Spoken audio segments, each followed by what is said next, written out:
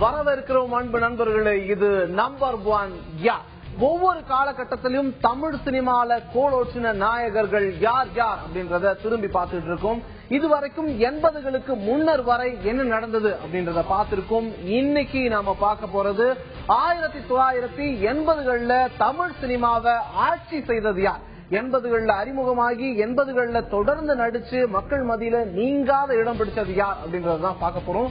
இந்த 1980 அப்படின்றது ஒரு ரொம்பவே சுவாரஸ்யமான காலகட்டம். சிவாஜி எம்ஜிஆர் போட்டி மறைஞ்சு பின்னர் கமல் ரஜினி அப்படின்ற ஒரு போட்டி உருவான ஒரு காலகட்டம். தமிழ் சினிமாவுக்குள்ள பல திறமைகளும் உள்ளே வந்த காலகட்டம்.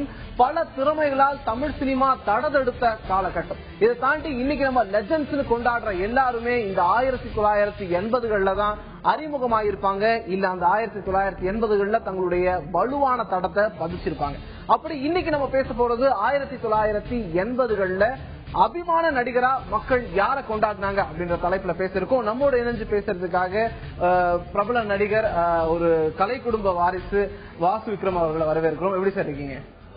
நல்லா இருக்கீங்க. எஸ், இந்த 1980களில் நீங்க நிறைய படங்கள் பார்த்திருப்பீங்க.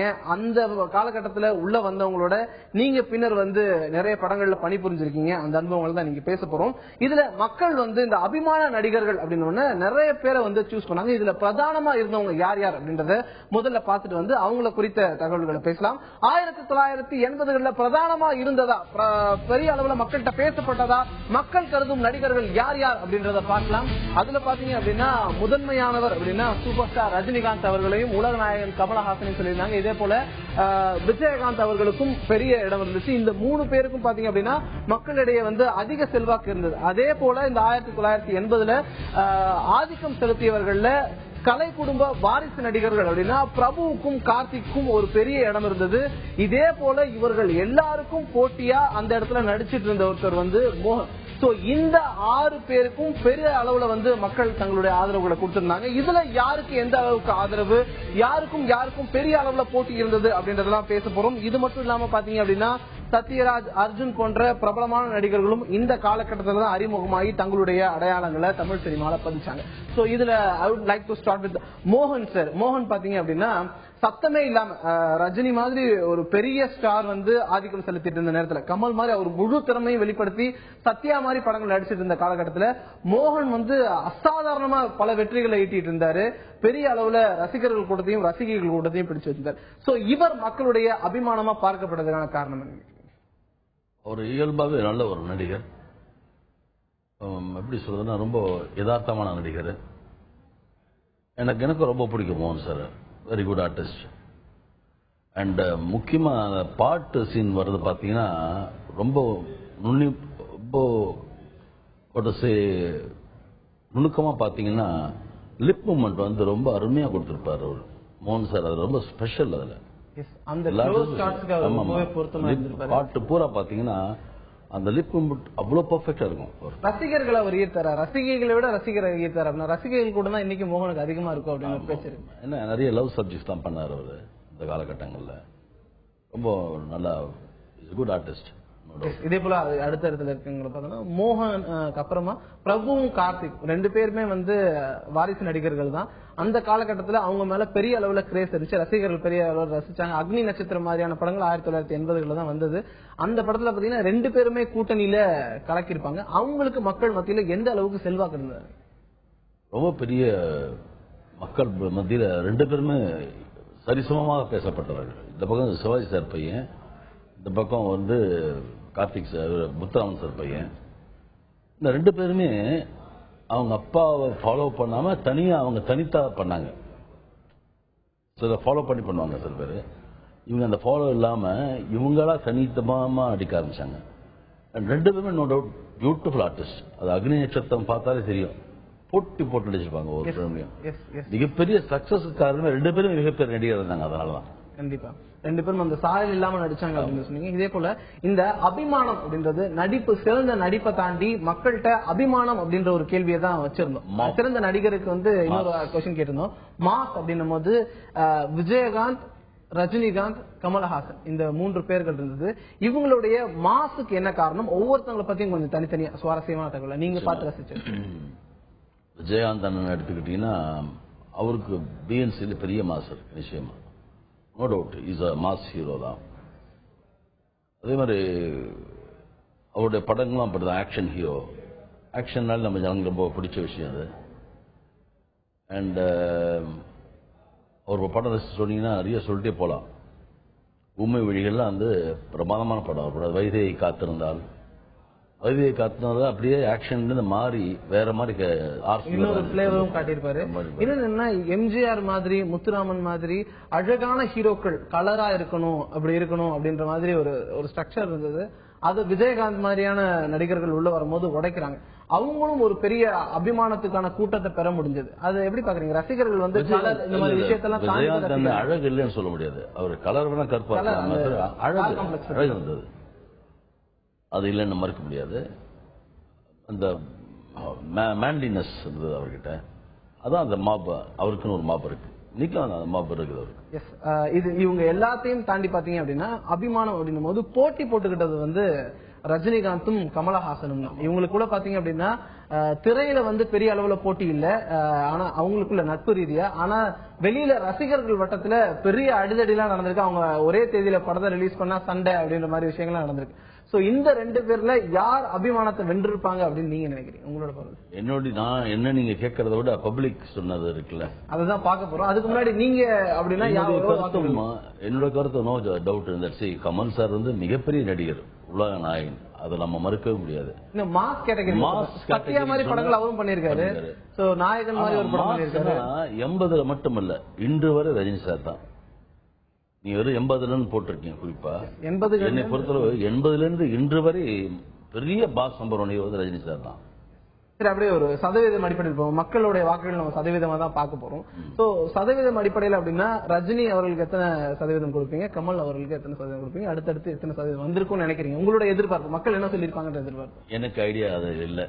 பிகாஸ் எனக்கு பொதுவாகவே என்னுடைய கேரக்டர் பண்ணா யார் நல்லா நடிச்சாலும் எனக்கு பிடிக்கும். ஆஸ் அன் ஆர்டிஸ்ட் நான் செய்யும் தொழிலை சிறப்பாக செய்ய அனைவரும் எனக்கு பிடிக்கும். பர்டிகுலரா இவங்க இத்தனை பர்சன்ட் வாங்கியிருப்பாங்க, நீங்க அதுக்கு ஆய்வுக்குழு வச்சிருப்பீங்க நிச்சயமா. அதுல வந்து நம்ம ஐ கேனாட் ஜட்ஜ். கண்டிப்பா நீங்க எதிர்பார்ப்புடைய அடிப்படையில தான் நான் பேச வந்திருக்கேன். கண்டிப்பா அதுல என்ன மதிப்பெண்கள் கொடுத்தாங்க அப்படின்றத பார்க்க வாசு விக்ரம் அவர்களும் ஆவலா இருக்காரு. 1980களில் துவங்கி மாஸ் ஹீரோவா மக்கள் யாரை கொண்டாடிட்டு இருக்காங்க அப்படின்றத பேசிக்கிட்டு இருக்கோம். அந்த காலகட்டத்தில் 80களோட காலகட்டத்தில் மக்களுடைய மனசுல அந்த அரியாசனத்துல நம்பர் 1 அப்படின்ற இடத்துல அபிமானத்தின் அடிப்படையில வீற்றிருந்தது யார் அப்படின்ற கேள்வியை மக்களிடமே கேட்டோம். அதுல பாத்தீங்க அப்படின்னா மக்கள் சொன்ன பதில்களின் அடிப்படையில என்ன விடை வந்தது அப்படின்றத பார்க்க போறோம். The most waited question answer இந்த இடத்துல ரிவீல் ஆக போகுது.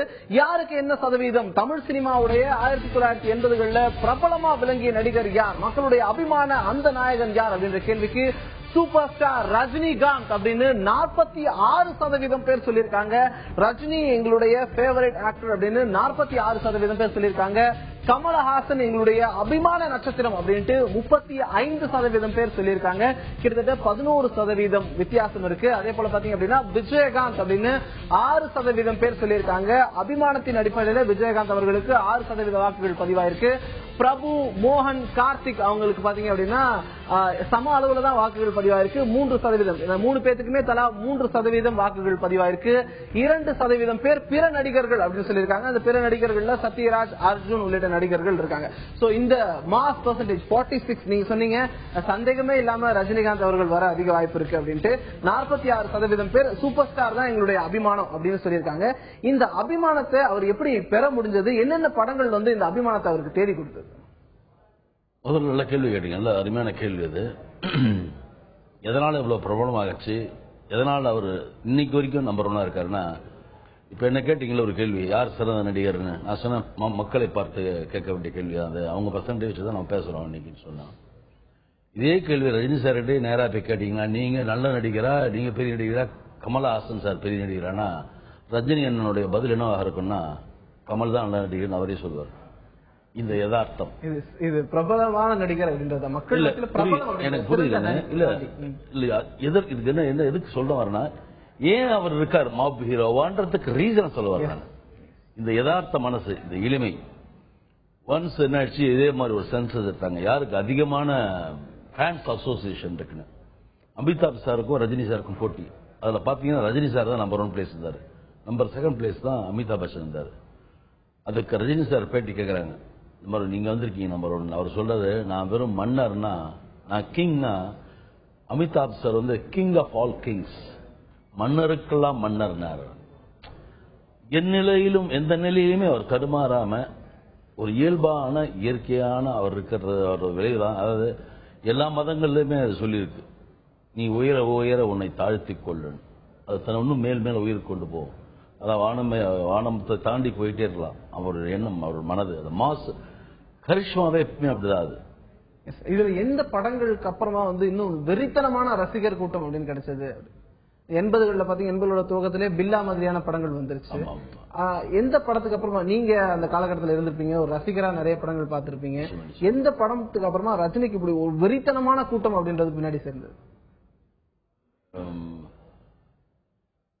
அப்கோர்ஸ் பில்லா இதெல்லாம் படம். தர்மதுரை ஒரு அருமையான படம், 6ல இருந்து 60 வரை வித்தியாசமா காமிச்சாங்க அவரை.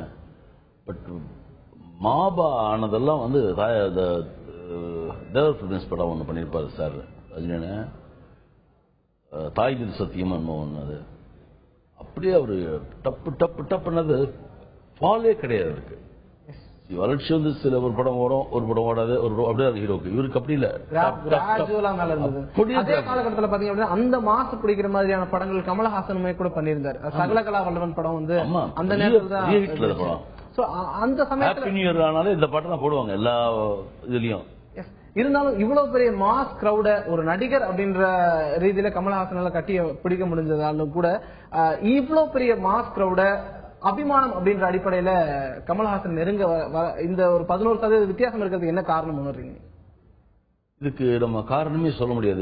இது வந்து ஒரு டிஃபரெண்ட் கொஸ்டின். பிகாஸ் இது முதல்ல ஒரு கனவு உலகம், கனவு தொழிற்சாலை. நம்பர் 1 டிசைட் பண்றது நம்ம யாரும் கிடையாது, ஜனங்க தான். நடிப்புன்னு எடுத்துக்கிட்டா அது no doubt number 1 Kamal Haasan sir தான் இருப்பார்.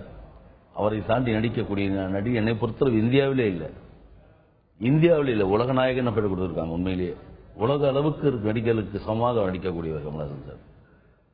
அது அவருடைய தனித்தன்மை. மாப் பெரிய மாஸ் ஹீரோவா இருக்கிறது ரஜினி சார், அது அவருடைய தனித்தன்மை. இது ரெண்டையும் மிக்ஸ் பண்ணிக்க முடியும். ஏன் காரணம் சொல்லவே முடியாது. கண்டிப்பா அந்த காரணத்தை ரசிகர்கள்கிட்டே கேட்டிருந்தோம். எந்த அளவுக்கு ரஜினிகாந்தும் சரி மற்ற நடிகர்களும் சரி ரசிகர்களுக்கு எவ்வளவு பிடிக்குது, ரசிகைகளுக்கு ஏன் பிடிக்குது, எந்த அளவுக்கு அந்த மாஸ்ல என்னென்ன விஷயங்கள் கவர்ந்தது அப்படின்ற கேள்விகளையும் மக்கள்கிட்ட கேட்டிருந்தோம். தமிழ் சினிமால 1980களில் நம்பர் 1 அப்படின்ற இடத்தை அபிமானத்தின் அடிப்படையில அலங்கரிச்சது யார் அப்படின்ற கேள்வியை முன் வச்சிருந்தோம். அதுக்கு பெரும்பாலான மக்கள் சூப்பர் ஸ்டார் ரஜினிகாந்த் அவர்கள் சொல்லியிருந்தாரு. உலக நாயகன் கமலஹாசன் அவர்களுக்கு அதுக்கு ஈக்குவலான வாக்குகள் பதிவாச்சு. 46-35 அப்படின்ற மாதிரி இருந்தது. பிற நடிகர்கள் விஜயகாந்த் அவர்கள் 6% வரைக்கும் வாக்குகள் பதிவாயிருந்தது. இதுல பாத்தீங்க அப்படின்னா மேல் ஃபீமேல் அப்படின்ற கேட்டகரி பாலின விகிதம் பாத்தீங்க அப்படின்னா யாருக்கு எந்த அளவுக்கு இருக்கு, எந்த பாலினம் யார அதிகமா ரசிச்சாங்க அப்படின்ற ரீதியிலும் வந்து இந்த கேள்விகளை முன் வச்சிருந்தோம். அந்த வகையில யாருக்கு ரசிகைகள் அதிகமா இருந்தாங்க அப்படின்றத இதுல பார்க்கலாம். ரஜினிக்கு பதிவான அந்த 46% வாக்குகள்ல எத்தனை சதவீதம் ஆண்கள் அப்படின்னு பார்த்தோம் அப்படின்னா 53% பேர் ஆண்கள், 47% பேர் ரசிகைகள். சோ ரசிகர்களுக்கு இணையான ரசிகைகளையும் ரஜினிகாந்த் அவர்கள் ஈர்த்து வச்சிருந்தாரு. இதுல பாத்தீங்க அப்படின்னா கமலஹாசன் அப்படின்னு வரும்போது 51% ரசிகைகள் வந்து அபிமானம் அப்படின்ற அடிப்படையில சூஸ் பண்ணிருக்காங்க. 49% ரசிகர்கள் கமலஹாசன அபிமானம் அப்படின்ற மாதிரி தேர்வு செஞ்சிருக்காங்க. சோ கம்பேரபிளி ரஜினியை விட கமல் அவர்களுக்கு ரசிகைகள் கூட்டம் அதிகம் அப்படின்றது இதன் மூலமா தெரிய வருது. விஜயகாந்த் அப்படின்னு வரும்போது அவருடைய ஆக்ஷனுக்கு ரசிகர்கள் அதிகமா வாக்களிச்சிருக்காங்க. 59% பேர் வரைக்கும் விஜயகாந்த் தங்களுடைய அபிமானம் அப்படின்னு தங்களுடைய வாக்குகள் அளிச்சிருக்காங்க. ரசிகைகள் கூட்டம் பாத்தீங்க அப்படின்னா 41% வரைக்கும் இருந்திருக்கு. பிரபு மோகன் இவர்களுக்கு எல்லாம் பாத்தீங்க அப்படின்னா ரசிகர்கள் கூட்டம், பிரபுவுக்கு ரசிகர்கள் கூட்டம் ப்ராபபிலி 50.50 கொஞ்சம் அதிகமாவே இருக்கு ரசிகர்கள் கூட்டத்தை கம்பேர் பண்ணும்போது. மோகனுக்கு 48% ரசிகர்கள் கூட்டம்னா 52% ரசிகைகள் கூட்டம். பிற நடிகர்கள் அப்படின்னு பார்க்கும்போது 49%, 51. பிற நடிகர்கள் சத்யராஜ், அர்ஜுன் மாதிரியான நடிகர்களுக்கு ரசிகர்கள் கூட்டம் அதிகமா இருந்திருக்குன்னு சொல்லலாம். கார்த்திக் அவர் பாத்தீங்க அப்படின்னா அந்த காலகட்டத்தில் ஒரு பெரிய மேஜிக் பண்ண ஒருத்தர். அவருக்கு ரசிகர் கூட்டம் அப்படின்றது குறைவா இருக்கக்கூடிய நடிகர்கள் அவர் தான் இருக்காரு. 44 அப்படின்றது அவருடைய ரசிகர் கூட்டம். ரசிகைகள் பாத்தீங்க அப்படின்னா 56%. இந்த ஒட்டுமொத்த இதுலயே பாத்தீங்க அப்படின்னா அதிக ரசிகைகளுடைய ரேஷியோ வாங்கின ஒரு நடிகர் அப்படின்னா கார்த்திக் தான். ரசிகைகளுடைய அபிமானமா ஏன் கார்த்திக் இருந்தார் அப்படின்றத பேசலாம். சார், இதுல பாத்தீங்க அப்படின்னா ரசிகைகள் அப்படின்றது இன்னொரு கேட்டகரி. ரசிகர்கள் வந்துருவாங்க, அவங்க ஒரு உணர்ச்சி வசப்பட்டு அவங்க உடனே பார்த்து கொண்டாடக்கூடிய. ஆனா ரசிகைகள் தேர்ந்தெடுத்து இப்படி இருக்கணும், அழக்கூடிய காட்சிகள், சென்டிமெண்ட் காட்சிகள் அவங்கள ஃபில் பண்ணணும். சோ அப்படி இருக்கும்போது கார்த்திக் அந்த இடத்துல நிறைய ஸ்கோர் பண்ணிருக்காரு அபிமானத்தின் அடிப்படையில. அதை எப்படி பாக்குறீங்க? எப்பவுமே இப்போ கார்த்திக் சார் எடுத்துட்டீங்கனாலே அவர் ரொமான்ஸ் சீன்ஸ் எல்லாம் ரொம்ப அற்புதமாக பண்ணக்கூடிய மனிதர். அதுக்கு தகுந்த மாதிரி அவருடைய கலரு, அவருடைய பெர்ஃபார்மன்ஸு, க்ளோஸாக ரொம்ப நெருங்கி நடிப்பது இருக்குல்ல, அந்த கெமிஸ்ட்ரி, பாடி கெமிஸ்ட்ரி, அந்த லாங்குவேஜ் அதிகமாக இருக்கும் அவர்கிட்ட. அண்ட் ரொம்ப பெண்கள் உருவாங்க கார்த்திக் சார். ஒரு காலகட்டத்தில் ஜெமினி கணேஷ் சார் தான் நிறையா ஃபேமிலி ஃபீமேல் ரசிகர்கள் நிறைய இருக்காங்க. அப்படி ஒவ்வொரு காலகட்டத்துக்கு இருப்பாங்க. அதே மாதிரி தான் கமல் சாருக்கு நீங்கள் ரொமான்ஸ் சீன்லாம் பார்த்தீங்கன்னா ரொம்ப தத்ரூபமாக இருக்கும், லைவ்லியா இருக்கும், ஒரு நடிக்கிற மாதிரியே தெரியுது. அது அவர் பக்கமாக விட நடிப்பாரு. அதாவது இந்த ஃபீமேல் சாங்ல ஒரு ஹீரோயினை ஹேண்டில் பண்ற விதம் இருக்குல்ல, அதுவே ரொம்ப மென்மையா இருக்கும். அது தனித்தமா தெரியும், அந்த கெமிஸ்ட்ரியே தெரியும். இது இவங்க ரெண்டு பேருக்கும் ரசிகர்கள் கூட்டம் அதிகமா, அதனால பெண்களுக்கு அதிகமா விருப்பப்படுறது. ஒருவேளை ரஜினிகாந்தும் கமலஹாசனும் இவ்வளவு பெரிய போட்டியில இல்ல அப்படின்னா இவர்களை தாண்டி இந்த அளவுக்கு அபிமானத்தை பெறக்கூடிய வாய்ப்பு இருந்தவங்களா யார பாக்குறீங்க? இது எப்படி இருக்குன்னா, நான் உங்களை பார்த்து ஒரு கேள்வி கேட்கிறேன், தப்பா இருக்காதீங்க.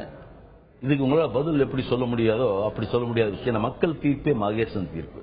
என்னைக்குமே கேட்கிறேன், சொல்லி முடிச்சிடுறேன். நான் உங்களை பார்த்து எலெக்ஷன்ல எந்த கட்சி ஜெயிக்கும் அப்படின்னு சொன்னா பதில் சொல்ல முடியுமா? ஏன்னா அது மக்கள் கையில் தான் இருக்கிறது. அதே மாதிரிதான் இது. இவங்க ரெண்டு பேர் இல்லைன்னா வேற யார் வந்திருப்பான்றது இதுக்கு மறுபடியும் ஒரு ஆய்வு நீங்க நடத்திதான் ஆகணும். சொல்லு புரியுங்களா? அவ்வளவு ஈஸி கிடையாது சொல்றது. அவ்வளவு அந்த பொசிஷன் சாதாரண பொசிஷன் கிடையாது. இல்ல, பிகாஸ் இதே இம்பாக்ட்ல பாத்தீங்க அப்படின்னா நிறைய பேர் வந்தாங்க. ஒரு ரஜினிகாந்த் இருந்தார் அப்படின்னா அவரை பார்த்து அதே மாதிரி நடிக்கக்கூடிய ஒரு நளினிகாந்தும் கூட அதே காலகட்டத்தில் அந்த அளவுக்கு இன்னொரு அச்செடுத்து அவரை மாதிரி இன்னமும் ரஜினி மாதிரி பல ஸ்டேஜ்ல பல பேர் செஞ்சுக்கிட்டு இருக்காங்க. அவ்வளவு பெரிய தாக்கத்தை ஏற்படுத்தியிருக்காங்க. அதனால ஒரு சில பேர் மறைஞ்சு போயிட்டாங்க அப்படின்னு. இதே அளவுக்கு மக்கள் மத்தியில பாப்புலரா வந்திருக்க வேண்டியவங்க இவங்களுடைய புகழ் இருந்ததால இவங்களுக்கு இல்ல அப்படின்ற மாதிரி நீங்க பார்த்து ஒரு நல்ல திறமை உடையவர், ஆனா இன்னும் கொஞ்சம் அவர் வளர்ந்துருந்தா நல்லா இருக்கும் அப்படின்னு பாக்குற மாதிரி நடிக்கிறார். இவங்க ரீப்ளேஸ் பண்ணுவோம் சொல்ல முடியாது. பொதுவா நீங்க கேட்கலாம், வேணாம் இவ்வளவு திறமை உள்ளவங்க வராம இருக்காங்க, அது வேற விஷயம். ஆனா இவங்களுக்கு ரீப்ளேஸ்மெண்ட் நினைச்சு கூட பார்க்க முடியாது. ரஜினி சாரியும் சரி, இந்த கமல் சாரியும் சரி, ரெண்டு பேர் ரீப்ளேஸ் பண்ணி கற்பனை பண்ணி கூட பார்க்க முடியாத அளவுல தான் இருக்காங்க ஒவ்வொரு இதுலயும், ஒவ்வொரு டைமென்ஷன்லயும். அதே போல பாத்தீங்க அப்படின்னா இந்த காம்படிஷன் அப்படின்றது தொன்று தொட்டே இருந்துட்டு இருக்கு. இது பாகவதர் காலத்திலயும் கூட அவருக்கு போட்டியா யார் இருந்தாங்க அப்படின்னு ஒரு ரசிகர் கூட்டம் இருந்துச்சு. எம்ஜிஆர் அவர்கள் இருக்கும்போது சிவாஜி அவர்களோட ஒரு கூட்டம் இருந்தது. இந்த ரசிகர்களுடைய மோதல் அப்படின்றது ஒரு ஆரோக்கியமான விஷயமா பல தளங்களில் இன்னமும் பாத்தீங்க அப்படின்னா ஒரு படம் ரிலீஸ் ஆகுது அப்படின்னா ரஜினி ரசிகர்கள் கமல் ரசிகர்களுக்கு இடையில ஒரு சின்ன மோதல் அப்படி இருக்கு. அது ஒரு ஆரோக்கியமான விஷயமா, சினிமாவை அடுத்த தளத்துக்கு எடுத்துட்டு போற ஒரு விஷயமா அது இருக்குமா? போட்டியில் கூட சுவாரஸ்யத்தை கூட்டது, பிசினஸ் கூட்டது இருக்கலாம். கை கலப்பு அளவுக்கு இருக்கிறது நியாயம் இல்ல. போட்டி நீ பெருசா கிராண்டா பண்ற ரிலீஸ, நீ பெரிய இந்த கிலோ அடி கட்ட வைக்கிற, இந்த அடி கட்ட வைக்கிற, நீ பால விஷயம் பண்றியா, தேன விஷயம் பண்ற, இப்படி இருப்பான் போட்டி. கை கலப்பு அளவுக்கு போகக்கூடிய அது தவறான விஷயம். அது நல்லது இல்லை சினிமாக்கு, நியாயமான விஷயம். அப்புறம் மத கலவரத்துக்கு இதுக்கு என்ன வித்தியாசம் இருக்கு? இதனால சினிமா வளரும்னு சொல்ல முடியாது. அப்படிலாம் கிடையாது. கலை ரீதியா கருத்தியல் ரீதியா நடிகர்களை ரசிக்கிறது ஆரோக்கியமா. எங்க தாத்தா தான் சொல்லுவாரு, படம் பாத்தியா ரசிச்சியா வந்துரு, நல்லா நடிச்சிருக்காரு நல்லா நடிச்சிருக்காரு சொல்லி அவ்வளவுதான். கோயிலுக்கு போனியா சாமி கும்பிட்டியா வந்துரு, சாமியோடய குடும்பம் நடத்தாதுன்னு சொல்லுவாரு. அந்த மாதிரிதான் அது. நீங்க ரசிக்கணும், கொல்லணும், எல்லாம் பண்ணணும். பட் ஒருத்தருக்கு ஒருத்தர் கைகலப்பாகக்கூடிய அளவுக்கு எனக்கு பொறுத்த வனிதாபிமான அடிப்படையில ஒன்று என்ன தமாஷு இல்லைன்னா, கமல் சாருக்கு அது பிடிக்காது, ரஜினி சாருக்கு அது பிடிக்காது. ரெண்டு பேரும் வேதனைப்பட்டுப்பாங்க அதை நினைச்சு. ரெண்டு பேரும் உடனே பேசிப்பாங்க, நேரிலே போய் பேசிடுவாங்க. பல முறை ரசிகர்களே அவங்க சொல்லியும் இருக்காங்க. இவங்க கேட்க மாட்டாங்க, என்ன செய்யறது? அது ஒரு அந்த வேகம், அந்த ரத்த வேகமா. இன்னுமே கூட இருந்துட்டு இருக்கு. ரொம்ப நன்றி, நிகழ்ச்சிக்கு வந்திருந்து பல விஷயங்கள் சொன்னீங்க, உங்களுடைய அனுபவங்களை பகிர்ந்துட்டீங்க. ரொம்ப நன்றி.